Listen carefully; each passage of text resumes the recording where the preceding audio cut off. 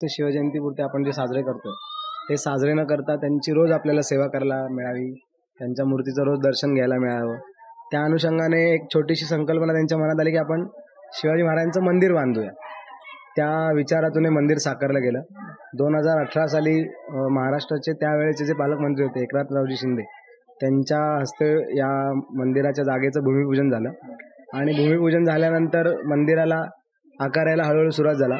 भाऊ स्वतः डेव्हलपिंग आणि त्याच्या संदर्भात कामात असल्यामुळे भाऊंचे जे काही मित्र आहेत त्यांच्यासोबत भाऊंनी चर्चा केली की आपल्याला मंदिराचं कसं नक्षा हवा आहे वगैरे काय, आणि त्या स्वरूपातून तुम्ही जर बघाल तर हे मंदिर गडकोटांप्रमाणे उभं राहिलेलं आहे. म्हणजे तुम्ही जर का प्रवेशद्वारातून प्रवेश कराल तर जसं किल्ल्यांवरती महाप्रवेशद्वार असतं किंवा महाद्वार असतं तसं महाद्वाराची रचना हे पूर्ण दगडी बांधकाम आहे मंदिराचं.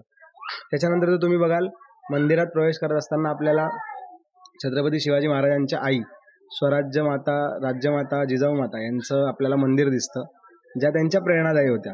नंतर आपण मूळ गाभाऱ्याकडे येतो. जी छत्रपती शिवाजी महाराजांची मूर्त आहे ती 5.5 टनाची आहे आणि ती प्रभू रामचंद्रांची जी मूर्ती आहे अरुण योगीराज त्यांनीच ही घडवलेली आहे.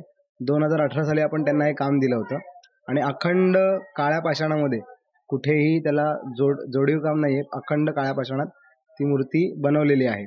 तसंच त्याच्या बाजूला छत्रपती शिवाजी महाराजांचा आराध्य दैवत असणाऱ्या तुळजाभवानी व शंभू महादेव या दोघांचं मंदिर साकारलंय. मंदिर आपण सभामंडप वगैरे फिरून येतो. सभामंडप फिरून आल्यावरती मंदिराची जी तटबंदी आहे त्या तटबंदीमध्ये महाराजांच्या आयुष्यावरती 36 शिल्प आपण साकारण्याचा प्रयत्न केला. त्या 36 शिल्पांमध्ये शिवपूर्व काळातील जी संतांची मांदियाळी होती तिथपासून ते छत्रपती शिवाजी महाराजांचा झालेला राज्याभिषेक सोहळा म्हणजे मराठ्यांचा हिंदू साम्राज्य दिन तिथपर्यंत आपण 36 शिल्प लावली आहेत. त्याची मराठी आणि इंग्लिशमध्ये माहिती दिली जेणेकरून बाहेरचे आणि परदेशातले वगैरे जे शिवप्रेमी येतात त्यांना ती सुलभरित्या समजावी म्हणून. तसंच या किल्ल्याची या मंदिराची 1.5 एकरामध्ये बांधणी केली आहे. त्याला 4 बुरुज आहेत, तटबंदी आहे भव्य दिव्य अशी, आणि तटबंदीतून आणि बुरुजातून फिरत असताना 2 बुरुजांमध्ये आम्ही शस्त्र लावलेत. म्हणजे नुसते शिवाजी महाराज समजून फायदा नाही, तर शिवाजी महाराजांनी मावळे कुठल्या कुठल्या शस्त्रासोबत लढले त्या सर्व शस्त्रांची आम्ही माहिती आणि ती शस्त्र सगळी लावलेली आहेत. मग त्यामध्ये मराठा तलवार आहेत, ब्रिटिश तलवार आहेत, वाघनखं आहेत ज्यांनी अफजल खानाचा वध केला, मान सन्मान देणाऱ्या कट्यारी आहेत, स्वतःच्या रक्षणासाठी वापरण्यात येणाऱ्या कट्यारी आहेत, तलवारीचे प्रकार आहे मराठा वक्र तलवार, परत पट्टीसा तलवार आहे, खंडा तलवार आहे, धोत तलवार आहे. आत्ताच महाराष्ट्र शासनाने जे राज्यशस्त्र म्हणून घोषित केले ते जे आपलं दानपट्टा जो आहे तो दानपट्टा सुद्धा लावलेला आहे. त्याच्यानंतर भाल्याचे प्रकार लावलेले आहेत.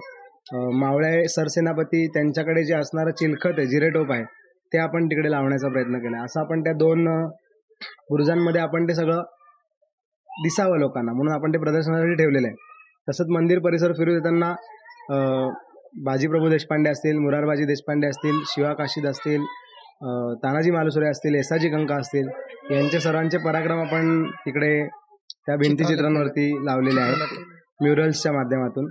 तसंच मग आपण मंदिराच्या पुढच्या बाजूला आलो की आपल्याला इथे इतिहासकालीन आणि ब्रिटिशकालीन अशा 2 तोफा मिळतील ज्या त्या काळातल्या आहेत. त्याच्यावरती चिन्ह कोरली गेलेली आहेत. त्या अनुषंगाने त्या इथे आहेत आणि असं हे 1.5 एकरामध्ये मंदिर आहे.